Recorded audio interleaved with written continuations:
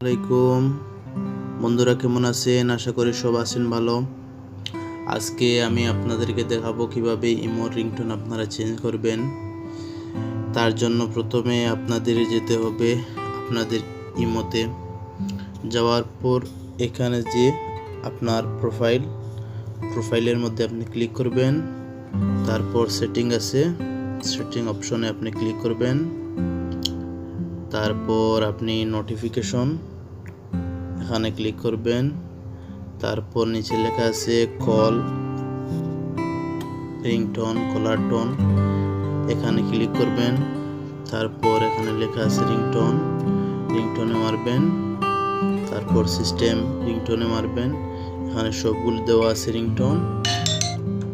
আপনার পছন্দ মতো একটি সিলেক্ট করবেন। বাস হয়ে গেল আপনার